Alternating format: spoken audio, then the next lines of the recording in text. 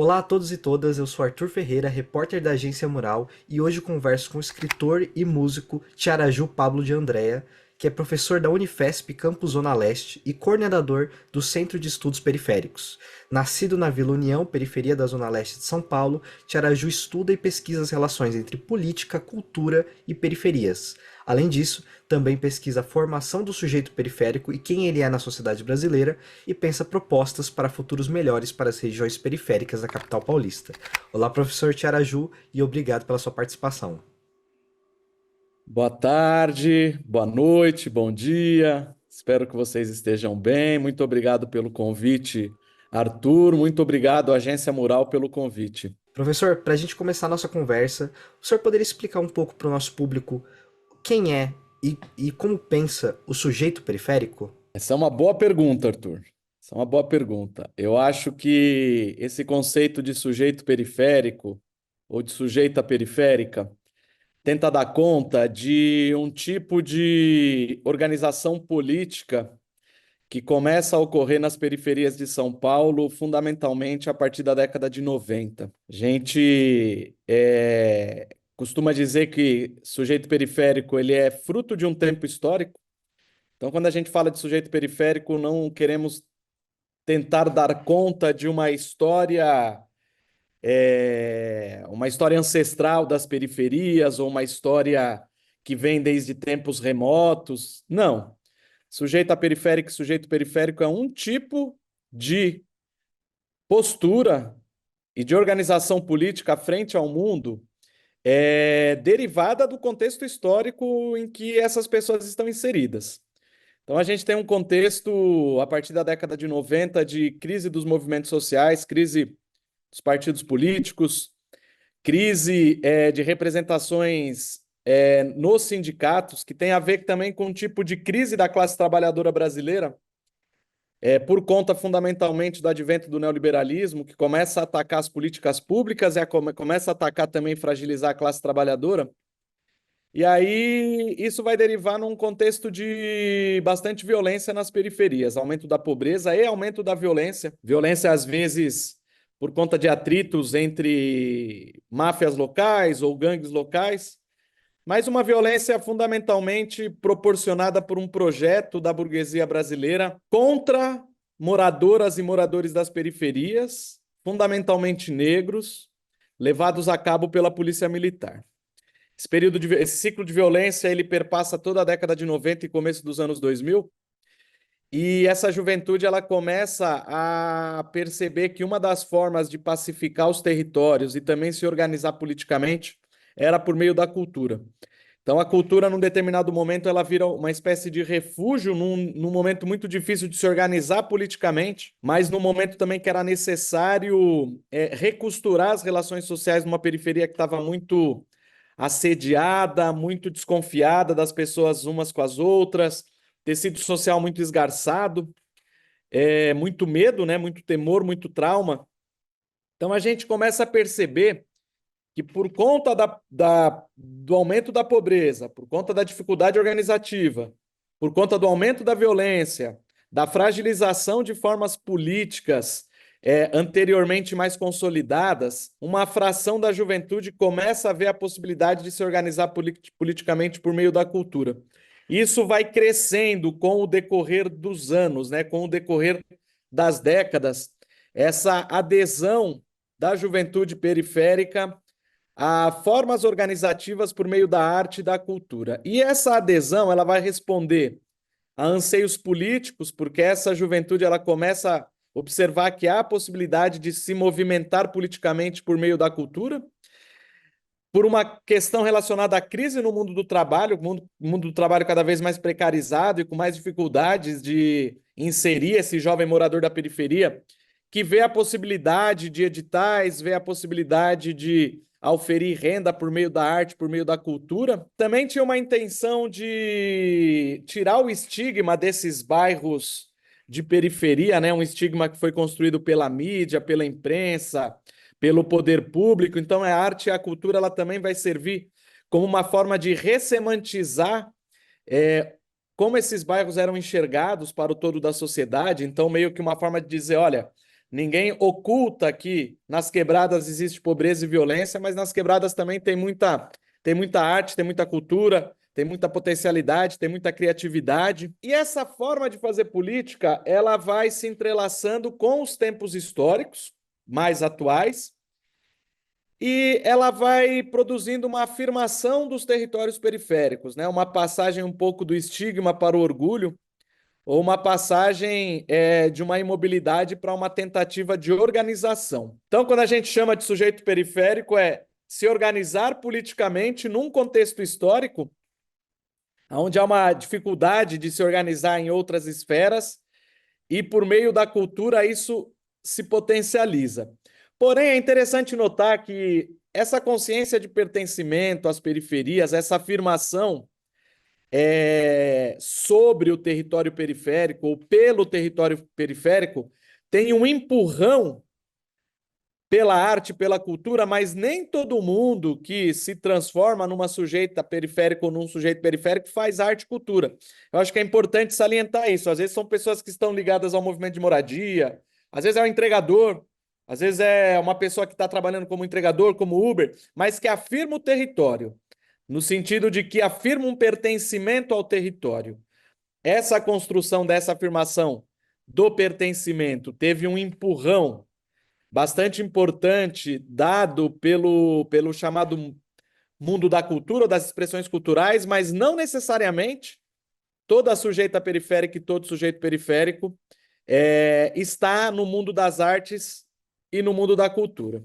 O que a gente tem alastrado nas periferias são subjetividades periféricas. Subjetividades periféricas, elas estão construídas, ou melhor, as subjetividades periféricas, elas constituem toda e qualquer morador da periferia. Todo e qualquer morador da periferia, uma parte da sua subjetividade, ela se constrói por meio das relações sociais num determinado território. Então, a subjetividade periférica, ela toca pessoas de direita, de esquerda, conservadores, progressistas, pessoas com uma renda um pouco melhor, pessoas com uma renda um pouco melhor. A subjetividade periférica, ela é tão alastrada quanto a quantidade de moradores que existem nas periferias urbanas. Porém, sujeitas e sujeitos periféricos são aquelas pessoas que, a partir de um reconhecimento de moradia num determinado local, passam a defender esse orgulho e, posteriormente, passam a agir politicamente a partir dessa consciência de pertencimento. E, professor, nosso tema principal dessa entrevista é essa questão de orgulho periférico, né? E você citou isso agora também no final da resposta.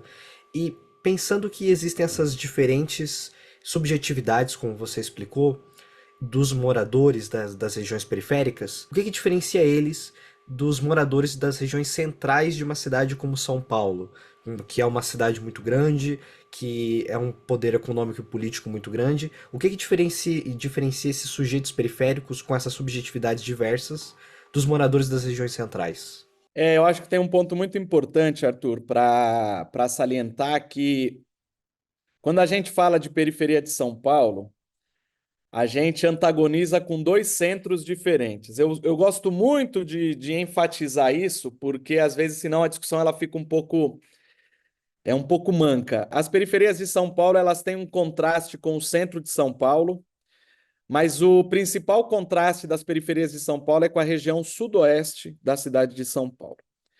Então, eu como morador da Zona Leste, eu posso ter algum tipo, né?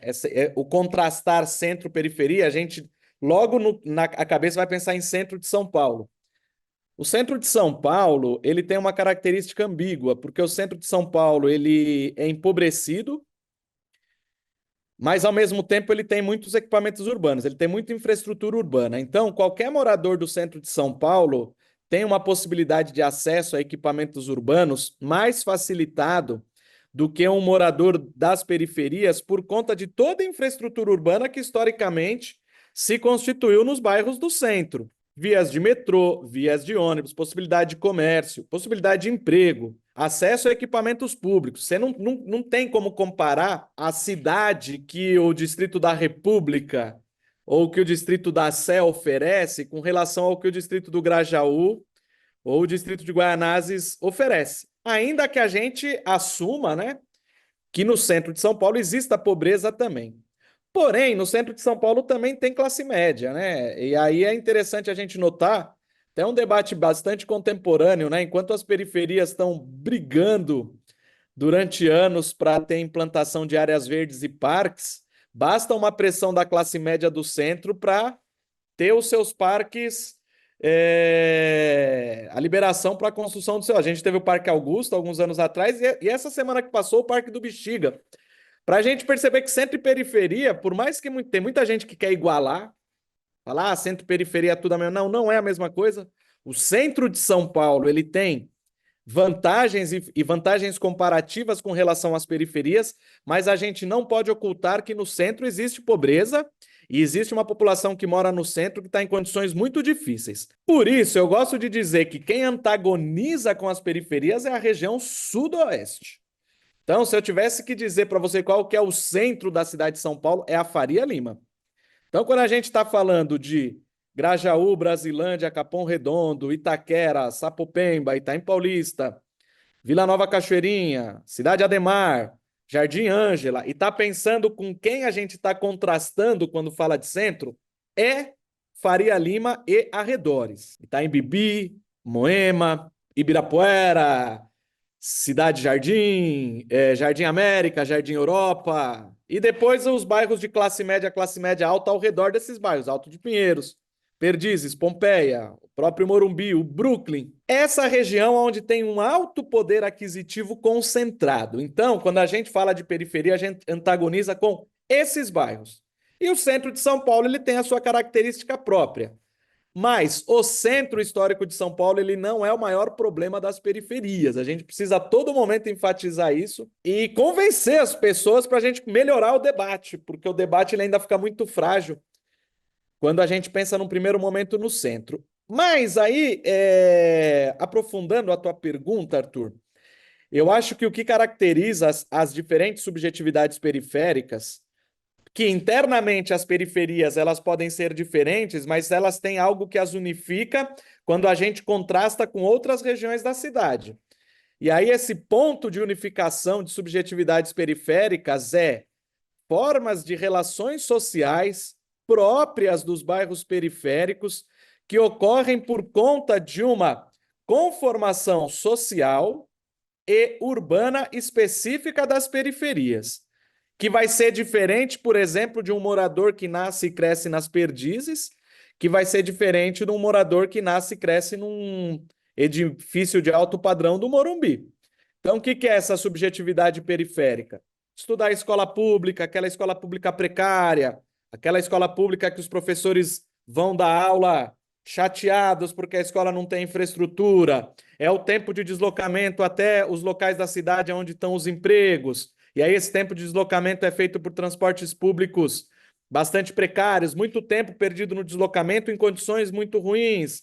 São as relações sociais que se dão no bairro, a relação que se dá com a vizinhança, a relação que se dá com o comércio local, a relação que se dá com a polícia, a relação que se dá com o poder público, a relação que se dá nas formas culturais, né? No campo de várzea, no fluxo de funk, no boteco da esquina. Todo esse jogo de relações que vai formando as pessoas, que só acontece nos bairros de periferia. Se você nasceu e cresceu em Perdizes, você não vai ter esse jogo de relações, você vai ter outro tipo de jogo de relações, porque a conformação urbana e social é outra. Ou se você nasce e cresce num condomínio de alto padrão do Morumbi, você também vai ter outro tipo de relação que vai te socializar, que vai te formar enquanto ser humano.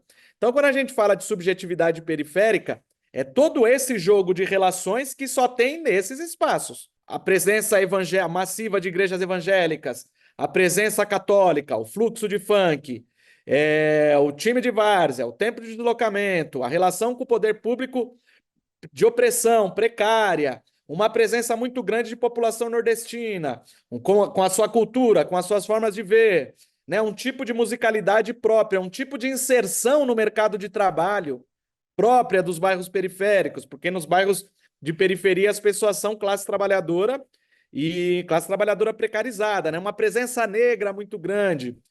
Então, são todas essas características dos bairros das periferias que conformam um jogo de relações, constroem relações sociais e vão constituindo as subjetividades. Obviamente que cada um vai compor a sua subjetividade de uma certa maneira. A gente não pode falar que todas as subjetividades periféricas sejam iguais, mas todo mundo que mora na periferia, mesmo que seja diferente, tem algo de uma subjetividade periférica. E isso contrasta com a produção de subjetividades em outros bairros da cidade pelas suas próprias características. Ou mesmo se a gente tomar como exemplo o próprio centro de São Paulo, né? O jogo de relações que o centro de São Paulo te oferece, da quantidade, da impessoalidade, ninguém conhece ninguém, fluxos de pessoa passando para lá e para cá, a alta quantidade de comércio, uma presença de carros, de poluição, de pessoas andando, né? Aqui no meu bairro eu não tenho a realidade da Barão de Tapetininga, entendeu? Uma rua fechada para pedestres, cheio de comércio, ninguém conhece ninguém, todo mundo passando para lá e para cá. Num bairro de quebrada é mais tranquilo para andar, mais ou menos as pessoas se conhecem. Então, as espacialidades, elas produzem diferenças nas relações sociais. E essas diferentes relações sociais vão produzir diferentes subjetividades. Ainda que nem toda subjetividade periférica ela seja igual entre si. E vai ter pessoa que vai passar a vida inteira com a sua subjetividade periférica sem se tornar uma sujeita periférica. Porque uma sujeita periférica, um sujeito periférico é assumir esse pertencimento, é ter orgulho desse pertencimento e agir politicamente. Tem muita gente que mora numa quebrada que nem se dá conta na sua vida que mora numa quebrada. Às vezes nem tem possibilidade de circular na cidade para perceber que mora numa quebrada e às vezes quando percebe prefere esconder esse fato. Tem vergonha. Isso é muito comum. Então, eu acho que são diferenciações conceituais importantes de fazer. A subjetividade periférica, a sujeita e o sujeito periférico, as subjetividades que se constroem em outras regiões da cidade. E, professor, dado esse contexto e na sua visão, o que é possível sentir dessa vivência da periferia e se orgulhar dela? O que você acha que são os pontos altos que um sujeito periférico valoriza na sua rotina, no seu cotidiano? Eu acho que é uma pergunta que ela tem a própria ambiguidade, né? Eu acho que morar na periferia carrega uma ambiguidade. Quando a gente escolhe, eu nasci e fui criado no bairro onde eu moro, né? Morei um tempo fora do país, morei em outros bairros da Zona Leste de São Paulo e voltei, eu escolhi voltar para o bairro onde eu nasci e cresci. A gente perde acessibilidade, a gente tem dificuldades de acessos a empregos, a relações, a gente tem mais dificuldade para resolver as coisas do cotidiano, o banco ficar mais longe, o supermercado ficar mais longe, o Correios fica mais longe. São bairros que a gente perde muito tempo em transporte para se deslocar. São bairros que, por exemplo, tem uma zeladoria urbana pior, né? A subprefeitura aqui do Hermelino Matarazzo, ela chateia a gente porque não limpa a rua, porque não tem lixeira, assim como de outros bairros de quebrada, com todos os problemas que bairro de quebrada tem, entendeu? Pobreza, gente pedindo, né? Moro perto de uma favela até grande aqui perto de casa, as pessoas passam pedindo comida porque a situação está difícil para todo mundo. Então, morar nas periferias tem ônus, tem dificuldades. Mas também tem formas de relações sociais que você não vê em outras territorialidades da cidade.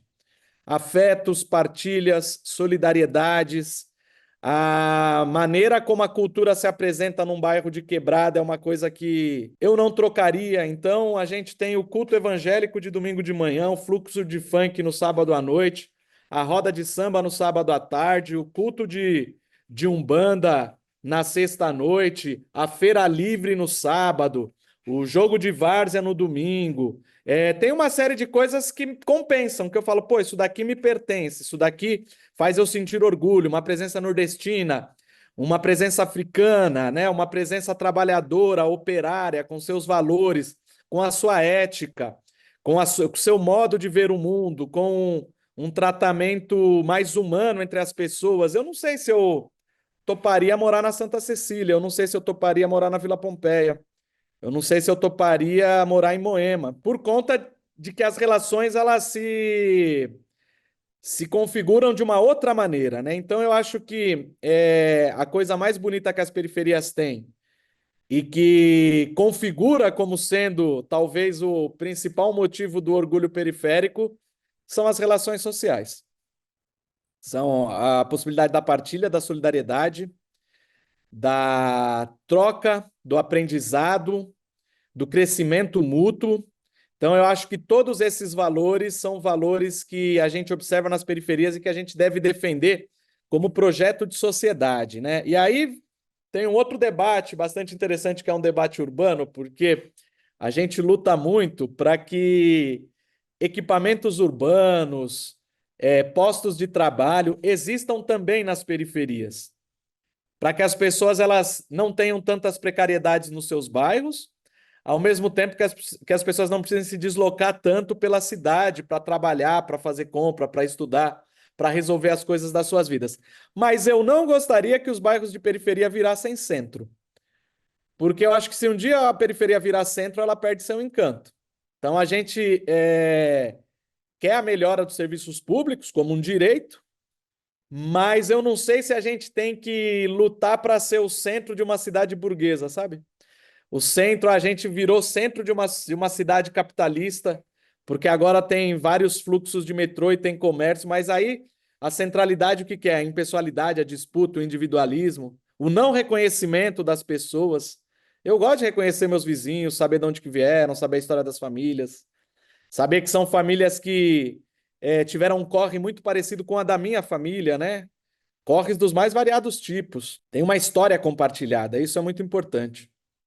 Professor, você trouxe vários elementos dessa vivência e nessa segunda pergunta queria te questionar. É possível falar em uma cultura periférica, usar esses termos? E como o senhor é um acadêmico também, o senhor apresentaria dessa forma também todos esses elementos que o senhor está trazendo aqui nessa conversa com a gente para outros acadêmicos de outras áreas da universidade?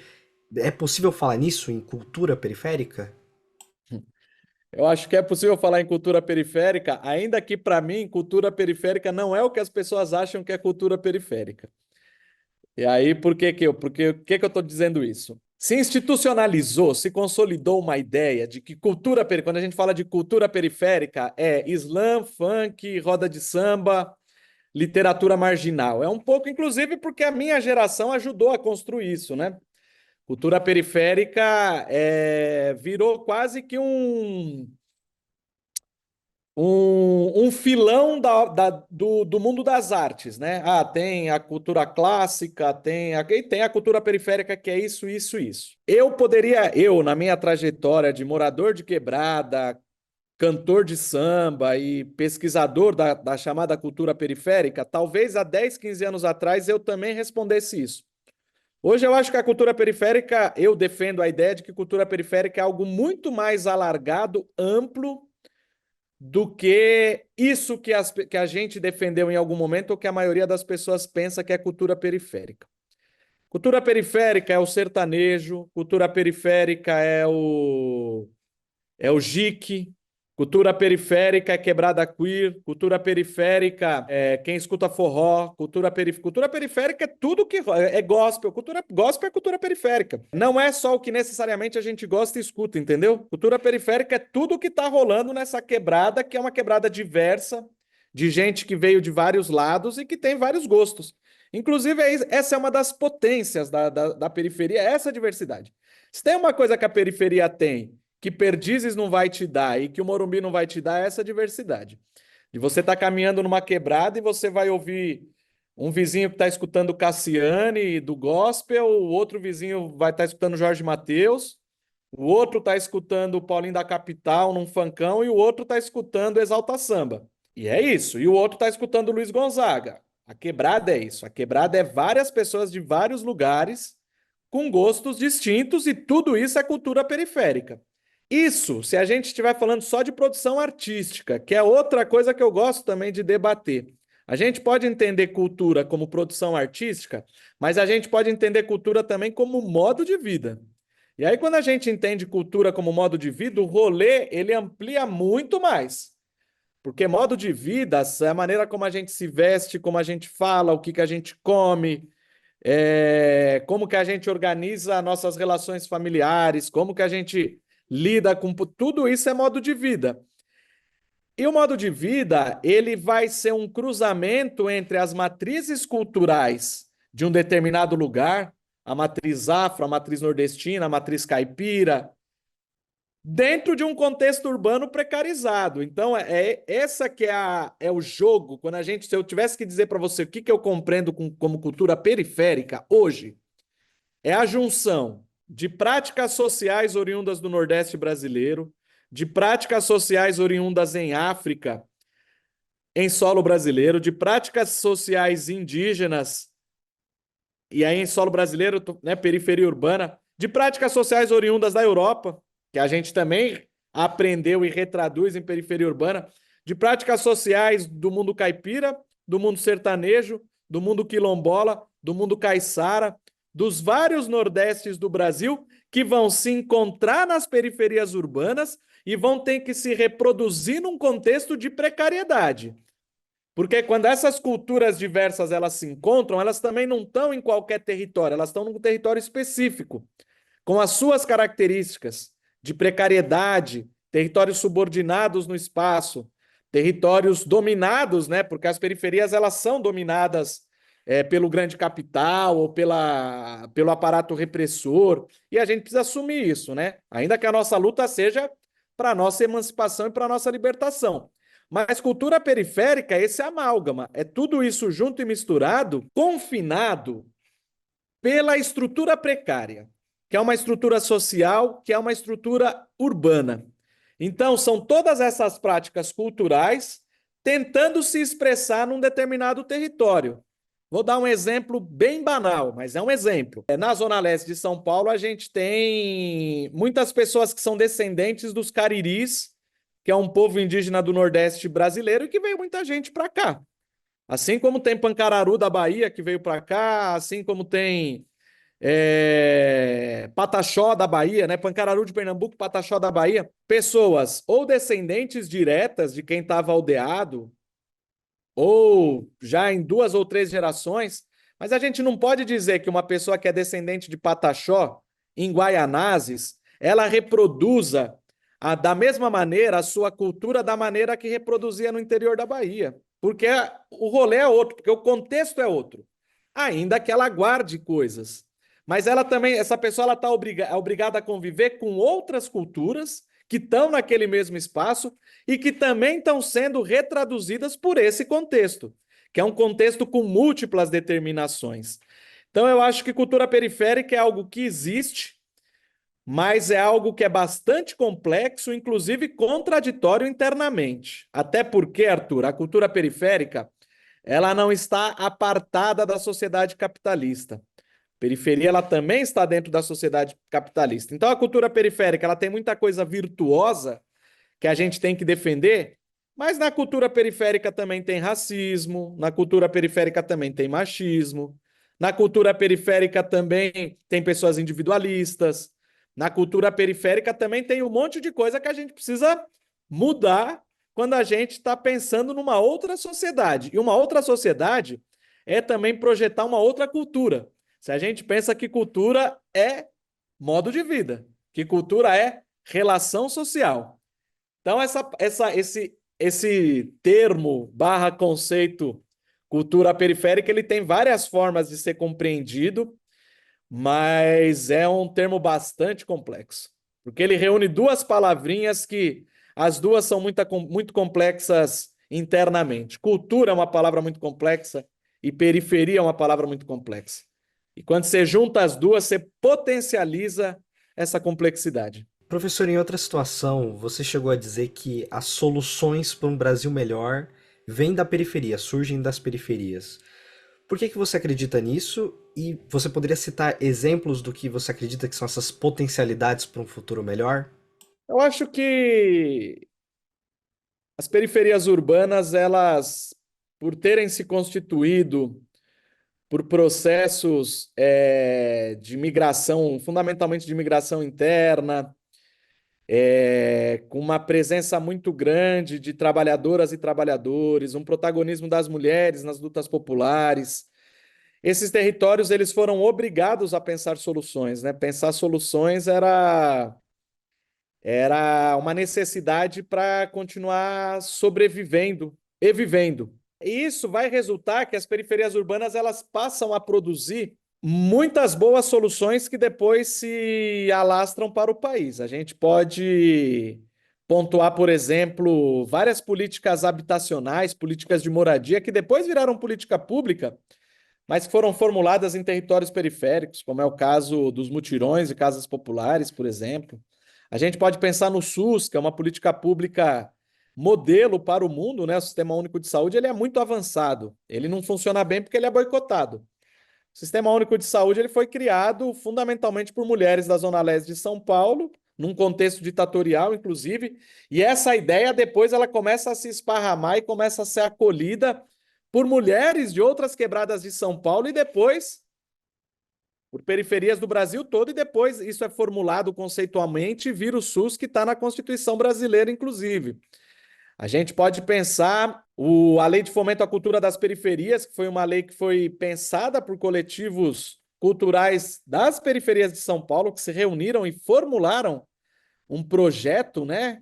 Formularam uma forma de financiar a cultura. A gente pode pensar na luta de mulheres de periferia em plena ditadura militar contra a carestia, né? Contra a alta dos preços dos alimentos, né? E como isso vai inspirar uma série de mobilizações na nossa sociedade. Então, eu acho que as periferias elas sempre foram muito férteis em formulação de proposições, que depois se transformam em política pública. Mas a gente pode pensar também numa série de expedientes criados nas periferias para sobreviver, independente da política pública, né? A todo momento, as periferias elas tiveram que inventar e se reinventar para existir, para sobreviver. E, professor, você também nos seus textos, você traz que o sujeito periférico ele produz cultura e faz política também através da sua própria resistência. O senhor acredita que hoje o sujeito periférico tem resistido ao quê? Quais as questões que provocam essa resistência? Tem três, a gente poderia pensar em várias, mas eu acho que tem ou três problemas que talvez sejam os problemas mais graves que acometem as periferias no momento. Um é a histórica repressão policial militar contra esses territórios, fundamentalmente contra a população negra, mas contra a população pobre no geral, que dificulta a organização política, que faz do medo uma maneira de encurralar essa população. Então, o genocídio ele continua. Tem uma segunda questão que se relaciona com a precarização do mundo do trabalho e a dificuldade de gerar renda nas periferias e um mundo do trabalho cada vez mais precarizado, sem direitos, com jornadas extenuantes de trabalho, ganhando muito pouco. Então, eu acho que a questão relacionada à geração de renda e ao mundo do trabalho é uma segunda questão fundamentalmente preocupante. E uma terceira questão é a privatização dos serviços públicos. É um projeto neoliberal de que nada mais será oferecido para a população e tudo terá que ser adquirido, né? A gente está passando aí da experiência do cidadão para a experiência do cliente. E aí eu ousaria dizer uma quarta questão que é relacionada à crise da democracia burguesa, né? A crise da democracia burguesa, ela gera uma desconfiança cada vez maior na maneira como nós estamos elegendo os nossos representantes. E isso não é uma crise só das periferias, isso é uma crise da sociedade, ainda que nas periferias isso se apresente de uma maneira mais evidente. E vou me dar o direito de colocar uma quinta, é a crise urbana, que é uma crise ambiental. A crise urbana, porque as periferias elas são a própria expressão da crise urbana, né? No sentido de que as cidades, da maneira como elas se organizam, elas penalizam moradores das periferias. Tem um processo de penalização. E a crise urbana e a crise ambiental, elas andam de mãos dadas, né? A gente falava até um tempo atrás que a crise ambiental ela batia na nossa porta, hoje a crise ambiental está deitada no nosso sofá, né? Ela está mudando o canal da nossa televisão, ela está dormindo do lado da gente na nossa cama. A crise ambiental é um fato. E a crise ambiental ela se expressa de uma maneira mais evidente nos bairros periféricos, e ela também é um problema que a população das periferias urbanas tem que debater. E aí, crise ambiental também é formas de alimentação, né? A gente se alimenta muito mal. O tipo de alimento que se vende nas periferias urbanas, tanto nos hipermercados quanto no mercadinho da quebrada, e aí não é culpabilizar o mercadinho da quebrada, é fazer uma análise de o que que a gente está comendo, né? O óleo de soja, o café hipertorrado, o leite com hormônio, os enlatados, os ultraprocessados, né? Não é à toa que nas periferias urbanas as pessoas morrem mais cedo e morrem mais cedo por conta de doenças como diabetes, pressão alta, parada cardíaca, que são doenças de má alimentação. São doenças de passar a vida toda comendo mal, né? E fala, a pessoa de repente teve um infarto. Ninguém tem um infarto de repente. Você fica 55 anos da sua vida fritando bife e ovo com óleo de soja, uma hora teu coração parou, né? Ele fala, parou a brincadeira. São doenças que acometem classe trabalhadora, né? Pessoas que estão no tempo de deslocamento nas cidades brasileiras, e numa cidade como São Paulo, uma coisa muito desgastante que fere a nossa saúde, né? Fere a nossa dignidade. Então, eu acho que essas várias situações são situações com as quais sujeitas e sujeitos periféricos têm que lidar na contemporaneidade. E, professor, você entrou também no tópico da política, na crise da democracia. Esse era o tema que vai para o encerramento da nossa conversa, né? Que é a questão das eleições. Nessas próximas eleições, professor, você acredita que o sujeito periférico poderá ver as suas pautas, demandas ouvidas e atendidas? Você acredita que o sujeito periférico está representado no legislativo municipal, no executivo municipal, nos poderes aqui que representam a cidade de São Paulo? Eu acho que não está, mas me agrada muito uma série de candidaturas oriundas das periferias, e a gente está vendo isso aumentar. Em cada eleição, essa reivindicação da quebrada ela parece mais forte. Isso é muito bom, isso é muito importante, e a luta tem que ser para eleger o máximo possível de pessoas oriundas das quebradas, mas comprometidas com o território e com a transformação social, né? Também não dá para eleger, da quebrada, mas é conservador também. Só essa reivindicação identitária, ela não resolve o nosso problema, né? Tem que ser pessoas da quebrada, mas comprometidas com uma transformação social, comprometidas com a transformação da sociedade e das cidades. A gente precisa convencer moradoras e moradores das periferias a um projeto de sociedade que seja transformador e que melhore também as suas vidas. Eu acho que a gente tem um avanço da extrema-direita bastante notável na sociedade e também nas periferias. A gente precisa observar isso. Nas últimas eleições presidenciais, o candidato que acabou ganhando, que foi o Lula, nas periferias de São Paulo, ele ganhou, inclusive, do candidato da extrema-direita, coisa que não ocorreu em Belo Horizonte ou no Rio de Janeiro, por exemplo. Então, a periferia de São Paulo ela tem uma história progressista que é bastante notável e interessante, só que a política ela está sempre em disputa, né? O projeto da direita está aí, o fascismo também está nas periferias, o pensamento conservador também está nas periferias. Periferia também é um espaço de disputa ideológica e de disputa política. No executivo municipal, eu acredito muito na candidatura do Guilherme Boulos. Eu acho que ele é uma pessoa bastante coerente na sua trajetória, uma pessoa oriunda de movimento popular e que tem uma especial atenção às necessidades e à força política que vem das periferias, porque ele sabe que ele vai ter que governar com as periferias caso ele ganhe, e a gente vai fazer muita campanha para ele ganhar. E, professor, indo para a reta final da nossa conversa, que é agora debater futuro, que é um tema que você estuda bastante na sua área de pesquisa, na Unifesp. O que que a pessoa da periferia, o sujeito periférico, precisa esperar sobre esse futuro no âmbito da nossa política municipal? Quais pautas ele precisa ter atenção? Quais pautas não estão sendo viabilizadas pelo poder público, que estão invisíveis pelo poder público? E o que que o senhor considera que é importante o público entender e pensar sobre a cidade no âmbito da nossa política municipal, da capital e da região metropolitana? Arthur, a sua pergunta é muito importante.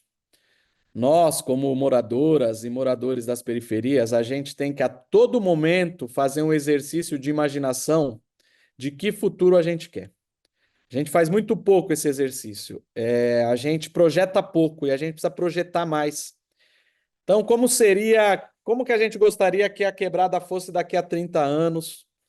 Que tipo de bairro a gente gostaria de deixar para os nossos filhos, para os nossos netos? E aí fazer uma análise de que como que a gente poderia realizar nossos sonhos. Bom, se eu quero ter um bairro melhor, com uma praça onde eu possa brincar, levar o meu filho com um campo de futebol gramado e com infraestrutura, com uma escola pública de qualidade, com horta comunitária, com ar puro ao redor, mais arborizado, uma relação mais sadia com o meio ambiente, comendo melhor, gastando menos tempo de deslocamento, com postos de trabalho mais perto de casa, com trabalhos de melhor qualidade, porque também não é só ter o trabalho perto de casa, porque se o trabalho perto de casa for uma indústria que esfola e te polui todo o seu bairro também, né? A gente precisa pensar a qualidade do trabalho que a gente quer, que tipo de relação social a gente quer construir, né? Respeitando todas as diversidades, né? Respeitando todo tipo de orientação sexual. Uma vez feito esse exercício de imaginação, aí a gente tem que pensar como é que a gente faz para chegar lá? Como que a gente evita o desmonte da política pública? Como que a gente evita o desmonte da escola pública? Como que a gente evita a precarização do transporte público? Como que a gente evita a tragédia ambiental? Porque é um pouco pensar o nosso bairro, é pensar que sociedade que a gente quer e que cidade que a gente quer. Porque as periferias urbanas é onde, de maneira mais evidente, se expressa a desigualdade da cidade. Se expressa, né, o capitalismo não é nas Perdizes ou no Morumbi ou na Faria Lima que ele se apresenta da melhor maneira. Ele se apresenta da maneira mais aviltante na favela. É ali que você tem a melhor expressão de como a nossa sociedade é desigual. Por isso esses espaços eles têm uma possibilidade de projeção do que não queremos e do que queremos. Do que queremos afirmar, do que queremos reforçar, do que queremos mudar. Então eu vejo muita potencialidade política nas periferias por essa capacidade de análise das realidades, por essa capacidade de sonho, por essa capacidade de projeção. Mas para que os nossos sonhos, os nossos desejos sejam atendidos, tem muita coisa aí no meio do caminho que precisa ser resolvido, tem muita luta que precisa ser travada.